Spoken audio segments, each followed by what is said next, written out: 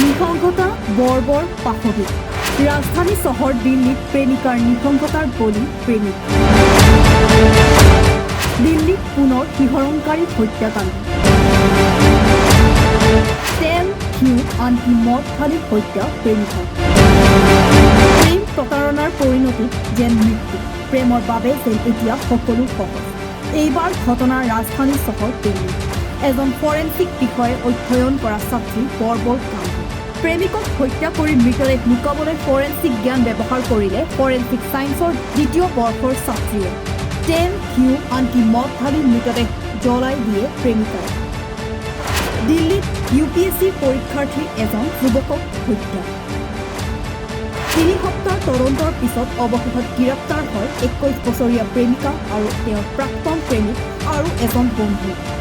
উল্লেখ্য যে দিল্লীৰ গান্ধী বিহাৰৰ এটা ফ্লেটৰ পৰা উদ্ধাৰ হৈছিল 32 বছৰীয়া ৰামকেশ মিনাৰৰ মৃতদেহ ৰামকেশে UPSCৰ পৰীক্ষাৰ প্ৰস্তুতি চলাই আছিল আৰু তেওঁ প্ৰেমিকাৰ সৈতে লিভ ইন ৰিলেশ্যনশ্বিপত আছিল প্ৰেমিকাক এই কুকাণ্ড কৰাত সহায় কৰিছিল তেওঁৰ প্ৰাক্তন প্ৰেমিক সুনীত কাশ্যপ আৰু সন্দীপ কুমাৰ নামৰ আন এজন যুৱকে দিল্লী আৰক্ষীয়ে ইতিমধ্যে তিনিওকে গ্ৰেপ্তাৰ কৰিছে নিউজ ডেস্ক ৰিপৰ্ট খাটাং সংবাদ নিসংগতা বৰ্বৰ পাশবিক ৰাজধানী চহৰ দিল্লীত প্ৰেমিকাৰ নিসংগতাৰ বলি প্ৰেমিক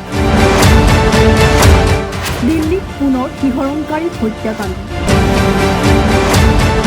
তেল ঘিউ আনকি মদ ঢালি হত্যা প্ৰেমিকৰ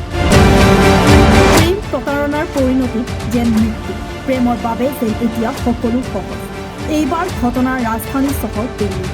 এজন ফৰেন্সিক বিষয়ে অধ্যয়ন কৰা ছাত্ৰী বৰ্বৰ কাণ্ড প্ৰেমিকক হত্যা কৰি মৃতদেহ লুকাবলৈ ফৰেন্সিক জ্ঞান ব্যৱহাৰ কৰিলে ফৰেন্সিক ছায়েন্সৰ দ্বিতীয় বৰ্ষৰ ছাত্ৰীয়ে তেল ঘিউ আনকি মদ ঢালি মৃতদেহ জ্বলাই দিয়ে প্ৰেমিকাই দিল্লীত UPSC পৰীক্ষাৰ্থী এজন যুৱকক হত্যা 3 সপ্তাহ তদন্তৰ পিছত অৱশেষত গ্ৰেপ্তাৰ হয় 21 বছৰীয়া প্ৰেমিকা আৰু তেওঁৰ প্ৰাক্তন প্ৰেমিক আৰু এজন বন্ধু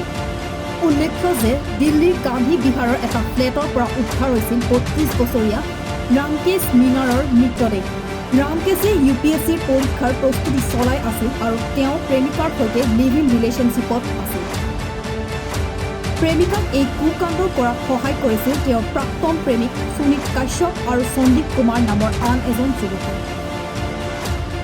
দিল্লী আৰক্ষীয়ে ইতিমধ্যে তিনিওকে গ্ৰেপ্তাৰ কৰিছে নিউজ ডেস্ক ৰিপৰ্ট খাটাং সংবাদ